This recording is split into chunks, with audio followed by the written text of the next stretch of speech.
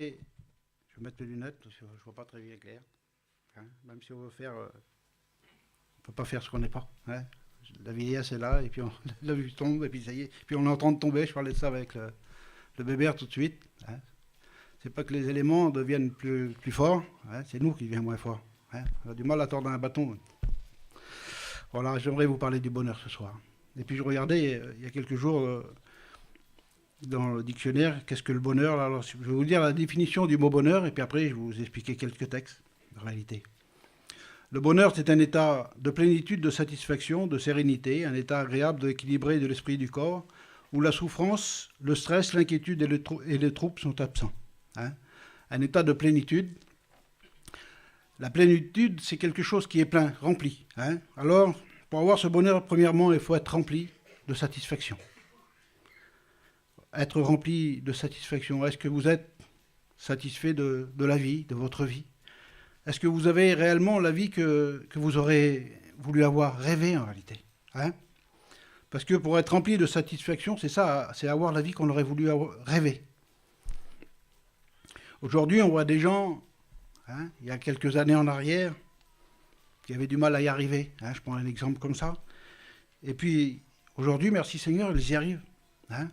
Il y a eu plein de nouveaux métiers, il y a des vieux métiers, mais bon, il y a eu les matelas, il y a eu plein de choses, et puis les gens se débrouillent aujourd'hui, merci Seigneur. Hein, tout le monde a un camping, une auto. Et puis on a l'aide du RSA, hein, ça nous aide quand même un petit peu, ceux qui ont du mal. On a du mal aujourd'hui à reconnaître le riche du pauvre. Pourtant, les gens aujourd'hui sont toujours en train de se plaindre. Ah oui, j'y arrive plus. Bah oui, j'y arrive plus. Ça fait, je sais pas combien de temps que je n'ai pas dérouillé. Les gens, ils font que se plaindre. Sont-ils plus heureux qu'avant? Et puis, rappelez-vous, avant, les gens, ils n'avaient pas tant d'affaires aussi. Aujourd'hui, c'est 2 autos, 3 camions, 2 campings, un chalet. Si ça ne va pas, on le casse, on met un peu plus grand. Après, c'est la maison et on casse, on fait que d'agrandir.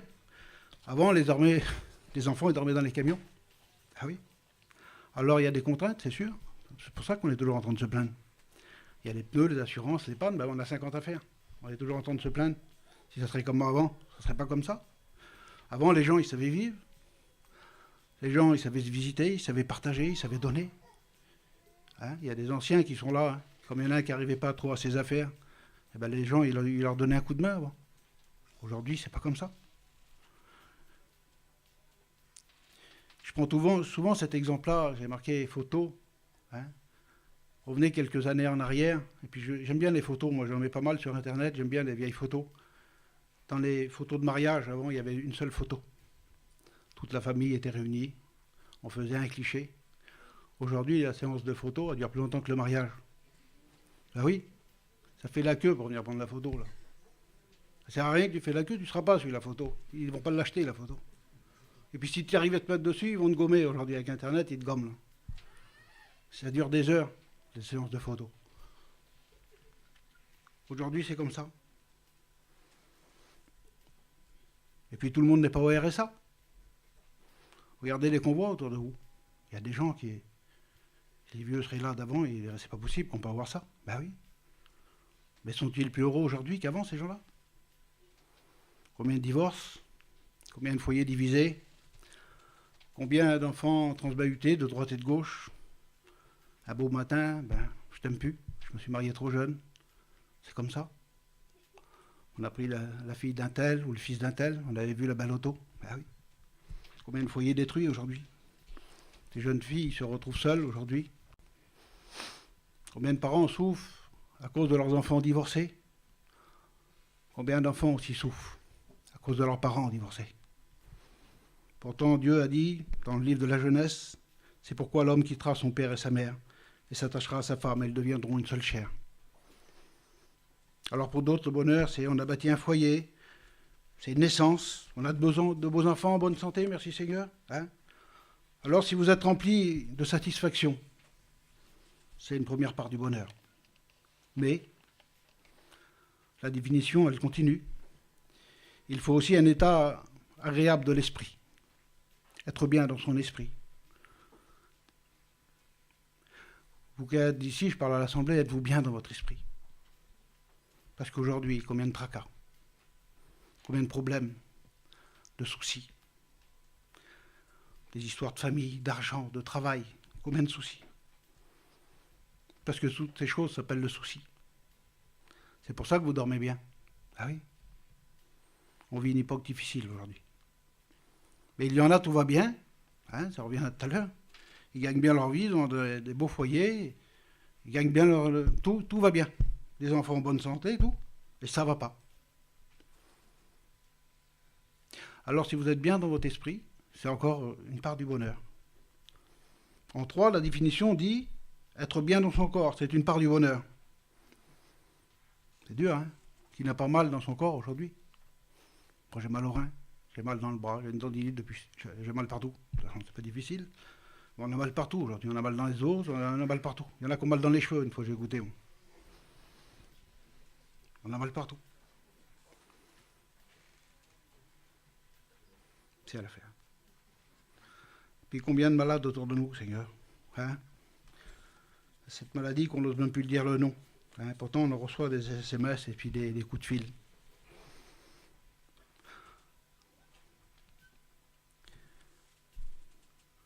C'est un privilège qu'on est à la réunion ce soir. C'est une grâce de Dieu qu'on est là. On est en bonne santé, on dit merci Seigneur. Quelle beauté, Seigneur. Hein? Alors, si vous êtes bien dans votre corps et puis si vous n'avez pas de malade autour de vous, c'est une troisième part du bonheur. La quatrième part, c'est pas de souffrance. Mais combien de souffrances autour de vous? Combien de peines, combien de cœurs déchirés, meurtris? Vous n'avez pas de souffrance, c'est encore une part du bonheur. Cinquième part du bonheur, c'est le stress.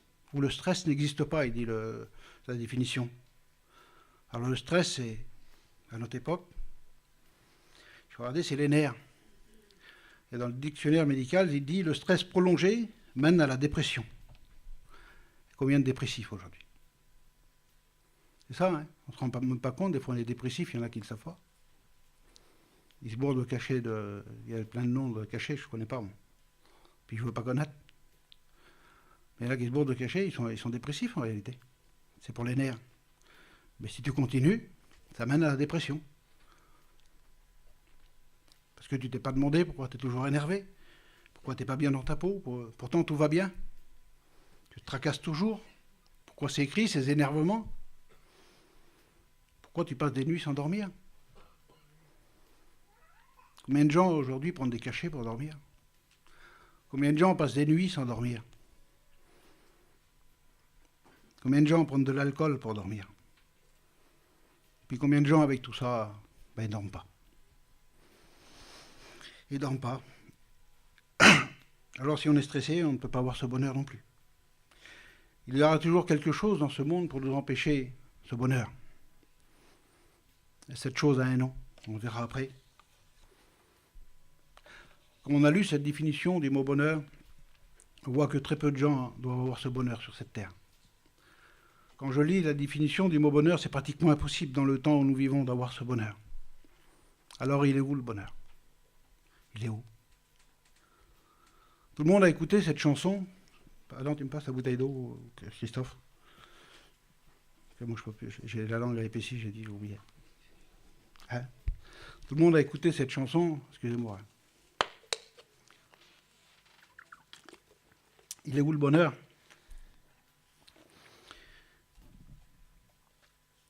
Je l'avais écouté plusieurs fois et sans jamais avoir fait attention, et j'étais sur une place et j'ai parlé avec des vieilles personnes. Puis ils m'ont fait faire attention aux paroles de cette musique. Alors je l'ai écouté avec attention et j'ai lu les paroles. Et j'aimerais vous en parler. Alors c'est pas un cantique forcément, hein. C'est une chanson du monde. Et la Bible me dit que Dieu se sert des richesses injustes. Hein. Alors pourquoi pas d'une chanson du monde? J'ai regardé le clip à la télévision et puis on voit un homme qui chante. Il s'appelle Christophe Maé, c'est un jeune homme. Mais dès qu'on allume la télé et puis qu'il commence à chanter, c'est un vieillard. D'entrée, en commençant sa chanson, il nous fait voir qu'il est passé derrière. Le bonheur est derrière. Qu'il a vieilli, puis c'est comme ça. Il nous fait passer un message d'entrée. Dès les premières, comme on regarde ce clip. Et il dit dans cette chanson, parce que vous savez, le bonheur, c'est facile à passer à côté. C'est facile. Alors il dit dans cette chanson, le bonheur, c'est une bougie. Et il continue comme ça, les paroles disent, ris pas trop fort parce que tu risques de l'éteindre. Et combien de fois on l'a vu dans notre vie, et combien de fois nous l'avons expérimenté. Il est fragile, le bonheur. Une belle journée, on rit, on est heureux. On est loin de penser que dans quelques mois, quelques jours, quelques heures, on va avoir un coup de fil, ou quelqu'un va frapper à notre porte, ou les résultats d'une prise de sang, un scanner. Brusquement, sans prévenir, c'est la catastrophe, c'est ça. C'est ça le bonheur en réalité. Vous savez, je voulais pas rendre témoignage, mais je vais vous dire un petit mot de mon témoignage. Ça fait 12 ans, le 25 décembre, j'ai perdu une fille de 17 ans. Je pense à ça hier, c'était les rameaux. Aujourd'hui, je prêche l'évangile, et puis je dis merci Seigneur encore, je dis merci Seigneur, et puis que Dieu me bénisse dans cette soirée. Parce que je ne voudrais pas pleurer, parce que si je pleure, ça ira pas. J'étais chez moi, j'étais heureux. Je disais à ma femme, on était heureux, on n'a jamais été aussi heureux. C'était un 25 décembre. Et on a mis notre table, tout était bien. C'est comme ça. Et tout s'effondre, notre belle journée.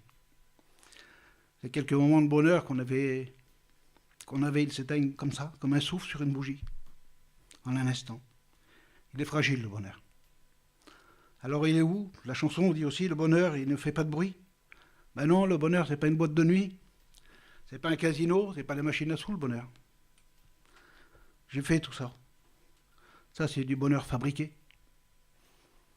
C'est nous qui le fabriquons, ce bonheur-là. Il ne fait tellement pas de bruit, le chanteur va dire que...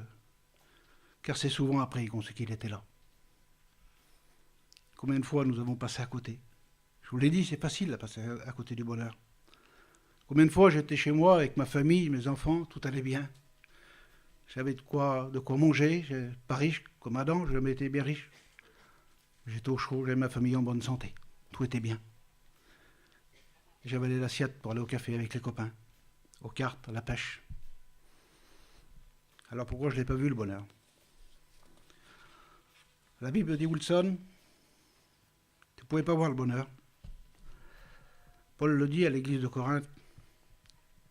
Il va dire, pour les incrédules, je peux mettre mon nom, un incrédule, c'est quelqu'un qui ne veut pas croire au mystère de la foi. Pour les Wilson, dont le Dieu de ce siècle a aveuglé l'intelligence, afin qu'ils ne voient pas briller la splendeur de l'Évangile. Vous savez qui c'est, ce Dieu de ce siècle qui aveugle les gens? La Bible l'appelle le prince de ce monde, il a plein de noms, on l'appelle Satan, Belzébuth, Lucifer, le diable, n'ayons pas peur du mot. C'est lui la chose que je vous ai parlé. Il ne veut pas que vous ayez ce bonheur, ni dans cette vie, ni jamais d'ailleurs. C'est lui qui nous empêche d'accéder au bonheur. Si Dieu veut que tous les hommes soient sauvés, lui il a juré notre perte. C'est lui qui met le voile sur les yeux, alors le voile, il peut mettre n'importe quoi. Hein? Pour d'autres, il va mettre un billet de 500 €, pour l'autre, il va mettre un jeu de cartes, pour l'autre, il va mettre une boîte de nuit, pour l'autre, du matériel. C'est ça les voiles. Il y a plein de voiles dans le monde. Pour l'autre, c'est la chasse. Alors, attention, je ne dis pas de ne pas aller à la chasse. C'est bien celui qui va à la chasse. En précision, la chasse, c'est la pêche. Hein? Mais si tu achètes un chien à 1000 € et puis que tu as 300 € vers toi, ou si tu achètes des affaires à 500 € pour aller à la chasse et puis que tes enfants, ils n'ont rien à manger, là, ça devient une passion. C'est pas normal après.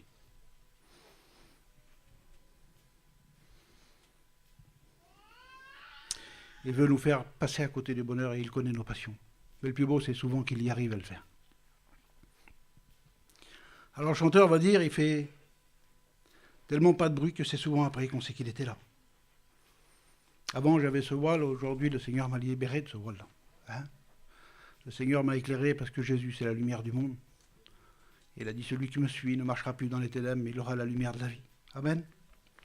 Combien de fois j'ai passé à côté avec ce voile-là? Combien de nuits dehors j'ai passé? Combien de journées dans les bars? Ah oui, parce qu'il y a l'alcool aussi. C'est pas bon de l'eau, maman. J'en ai bu, hein. Je suis en train d'en avoir encore. J'ai lu un texte l'autre jour dans la Bible qui parle de l'alcool, et puis ce texte m'a fait rire. Et ça me paraît rigolo en réalité, parce que je sais qu'il y a des gens qui vont pas rire, parce que comme il y a l'alcool dans un foyer, c'est pas rigolo. C'est même pas drôle. Hein? voyez, on lit souvent le proverbe 23-26, où mon fils, hein, donne-moi ton cœur, on l'a déjà écouté, mais un petit peu plus bas, vous pourrez le lire, ceux qui ont la parole de Dieu, proverbe 23-29. On n'a pas l'habitude d'entendre ce verset. Et puis je m'ai reconnu avant, hein, parce qu'aujourd'hui, un baba au rhum, je ne le mange pas. Le Seigneur m'a totalement libéré de cet alcool. Il m'a dit, Wilson, c'est pas bon pour toi. Le stylo, il me disait, c'est bon. Lui, il m'a dit, non, faut que tu arrêtes ça. Et il m'a libéré, Seigneur. C'est écrit comme ça. Pour qui Léa? Léa, c'est les étonnements. Des fois, on est étonné de ce qui nous arrive. Là. Ben oui, on se retrouve en prison, l'autre est cassé, la femme est partie.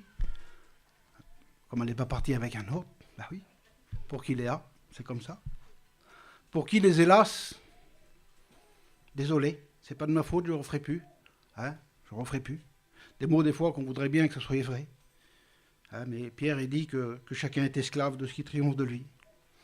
Pour qui les discute? Ben oui. Parce que comme on boit, il y a les disputes avec les foyers, les beaux-parents, des fois même entre frères et sœurs, je ne sais pas. Pour qui les plaintes? Ben, il faut assumer, après des fois ça coûte, on a cassé l'hôtel en petits morceaux, il y a les avocats, on a conduit l'auto du copain, on l'a mis en miettes. Pour qui les blessures? Ah oui, les yeux bleus et tout ce que vous voulez. Pour qui les yeux rouges? Oui, parce que le matin on met des lunettes de soleil.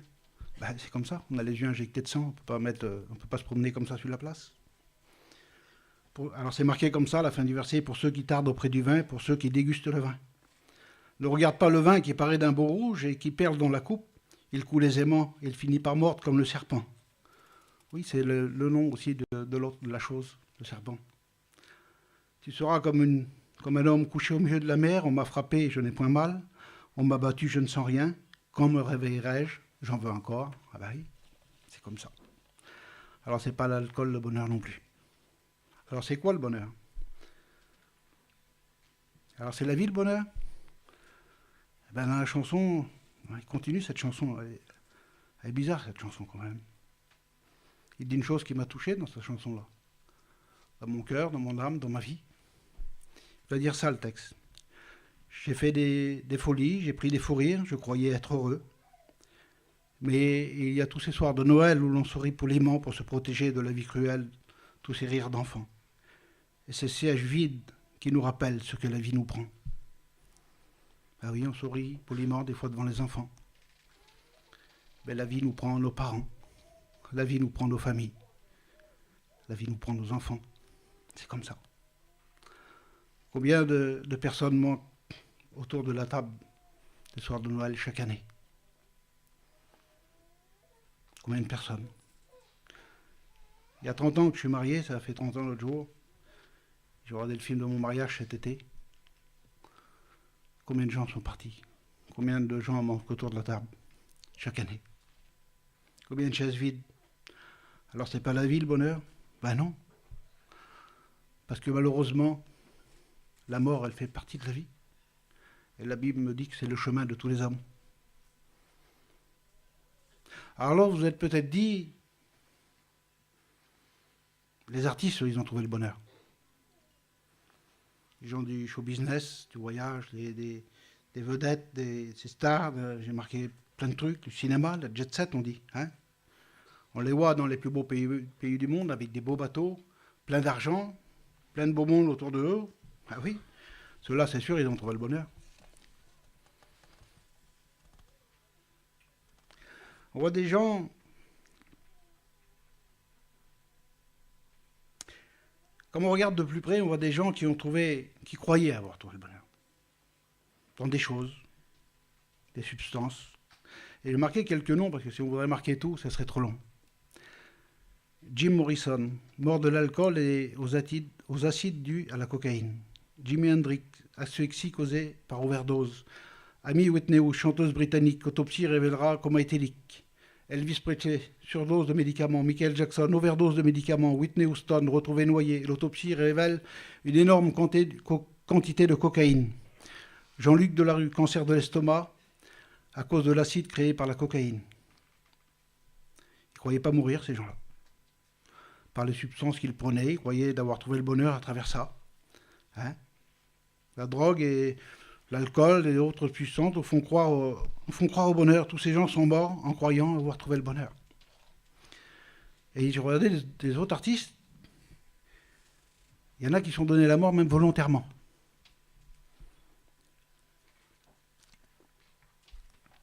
J'en ai pris 2 ou 3, je ne veux pas être long, encore 10 minutes, 5 minutes. Le premier que j'ai pris, c'est Mike Brandt. D'ailleurs, de son nom, il s'appelait Moshe Brandt. Ça veut dire Moïse. Hein. Il aurait fait mieux de rester à la synagogue que de devenir chanteur. Il avait du succès, il était beau, il avait de l'argent. Les femmes, oui, comme on le voyait à la télé, ça courait derrière, on aurait dit. Hein.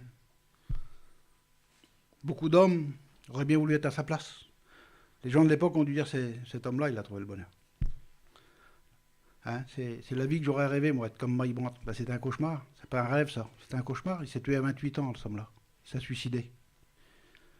Est-ce qu'on peut mettre fin à ses jours si on a trouvé le bonheur? J'ai pris une femme aussi, j'ai pris Dalida. Hein.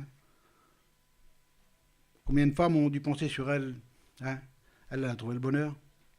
C'était une chanteuse préférée des Français.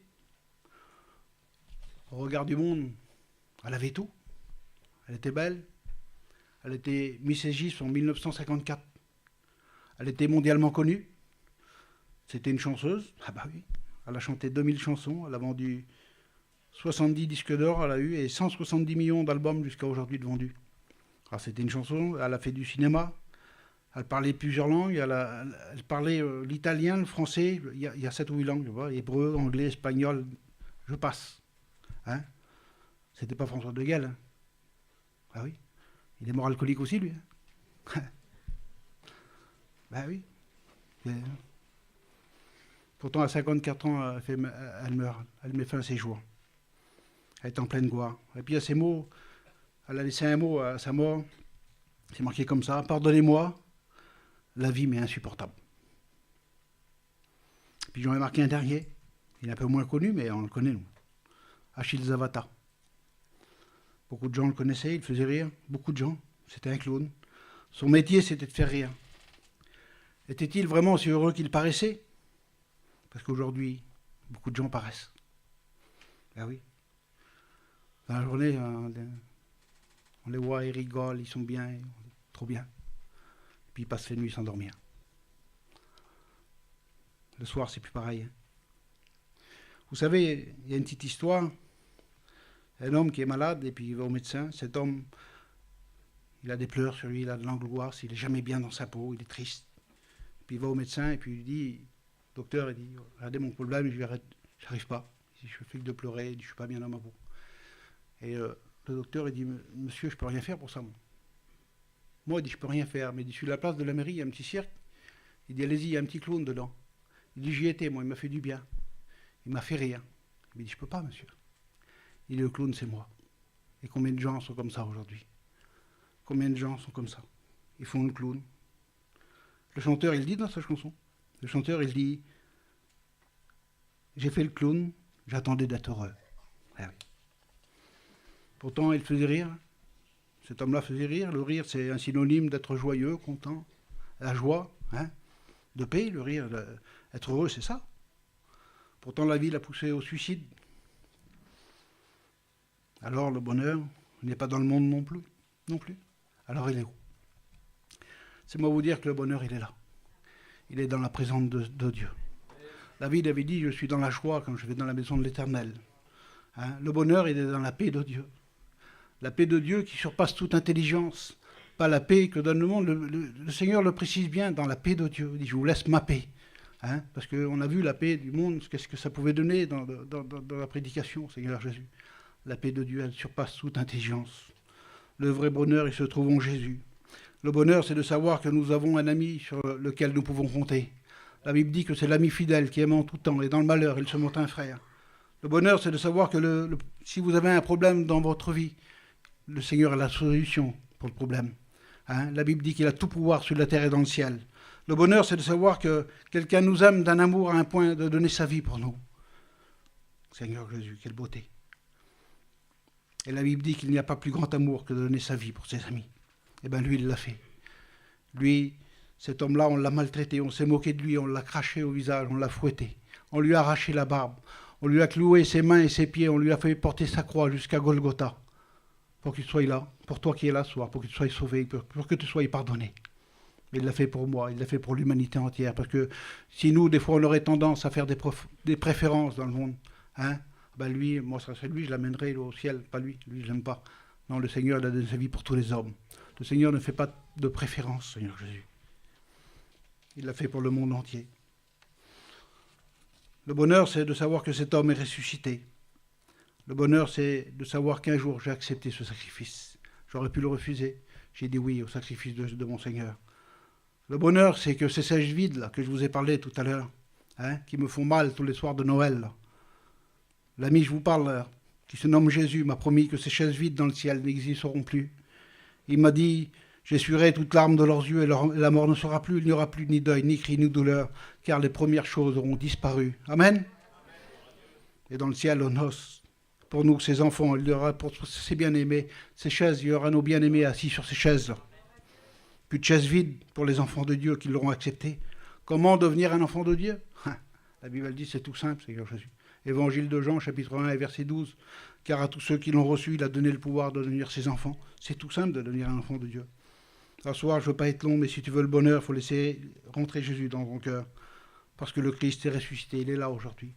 Il a dit, si 2 ou 3 sont assemblés en mon nom, il dit, je suis là au milieu de vous. Je te le redis, c'est facile à passer à côté du bonheur. Mais ce soir, tu peux partir d'ici avec lui. Amen. Le bonheur, c'est de pouvoir partager ce qu'on a reçu. Ah oui, la Bible dit qu'il y a plus de bonheur à donner qu'à recevoir. Hein? Et là qui veulent donner, ils n'ont rien. Mais nous, on a à donner. Parce que nous, on a reçu. On a reçu la paix de Dieu, on a reçu le Seigneur dans notre cœur. Et puis nous, on peut vous le donner. On peut vous l'apporter ce soir. Là, je vais terminer. Puis la définition du mot bonheur se termine comme ça. Il y a une dernière part du mot bonheur. C'est où le trouble est absent. Alors, ne soyez pas troublés. Jésus va dire en Jean 14, tout le monde connaît ce texte, il va dire que votre cœur ne se trouble point, croyez en Dieu et croyez en moi. Il y a plusieurs demeures dans la maison de mon Père, et si ce n'était pas, je vous l'aurais dit. C'est ça, j'ai souligné ce petit mot-là. Là. Si cela n'était pas, je vous l'aurais dit. C'est peut-être le plus beau mot du verset, ça. Ça veut dire que c'est Jésus qui l'a dit, ça. Ça veut dire que Jésus n'est pas un homme pour mentir, il n'a jamais menti, il n'a jamais eu de fraude dans sa bouche, et là, il va dire, si cela n'était pas, je vous l'aurais dit. Hein? Je vais vous préparer une place, et lorsque je m'en serai allé, que je vous aurai préparé cette place, je reviendrai vous chercher, je vous prendrai avec moi, afin où là où je suis, vous y soyez aussi. Combien de gens troublés aujourd'hui, Jésus, c'est la solution. Vous savez, le bonheur, c'est ne pas jamais pleurer, mais c'est d'avoir une épaule sur laquelle s'appuyer. Le bonheur, c'est pas l'absence de tempête. Vous savez, dans la Bible, on voit les maisons, on voit la tempête. Il y a une maison qui va résister. C'est pouvoir rester debout dans la tempête. C'est pouvoir chanter au milieu de la tempête. C'est ça le bonheur. Le bonheur, c'est pas courir après ce qu'on n'en a pas. C'est de se contenter de ce qu'on a. Le vrai bonheur, c'est Jésus en réalité. Le roi David l'avait compris, je finis avec 2 petits versets. Il disait, le bonheur et la grâce m'accompagneront tous les jours de ma vie. Le bonheur, psaume 9,4, je me couche et je m'endors en paix, sans vain ni caché. Amen. Quelle beauté. Et je finis avec le psaume 34,8. Comme on tourne les regards vers lui, on est rayonnant de joie. Le bonheur, c'est Jésus. Hein? Vous ne trouverez pas le bonheur dans le monde. Vous savez, moi qui vous ai parlé ce soir, ce que je vous ai prêché, pratiquement, tout ce que je vous ai dit, c'est ma vie. Le bonheur est dans Jésus. Vous savez, moi, merci Seigneur, on a écouté des témoignages comme le frère David, qui n'ont jamais pris une cuite, ils n'ont jamais été à la boîte. Il n'y a pas plus beau. Moi, j'ai pris je ne peux pas compter combien de cuites, et puis je ne vais pas me glorifier à travers ça. J'ai fait tout ce qu'on pouvait faire un garçon, je me suis marié, j'ai fait la vie, j'ai fait tout. Le bonheur est dans Jésus. Il est nulle part ailleurs. Je suis à mon église là-bas, c'est Bourreau, les responsables, je suis responsable avec eux, je travaillais avec eux. C'est des garçons qui n'ont jamais bu. C'est beau comme ils prêchent. Il n'y a pas plus beau. Mais comme ils prêchent sur le monde, ils n'ont pas connu le monde. Moi, je l'ai connu. C'est éphémère le monde. La vérité, c'est la parole de Dieu. Au commencement était la parole, et puis à la fin, ça sera la parole. Il n'y aura rien d'autre. Amen, on prie le Seigneur. Je vais demander à Christophe qui vient me prier le Seigneur.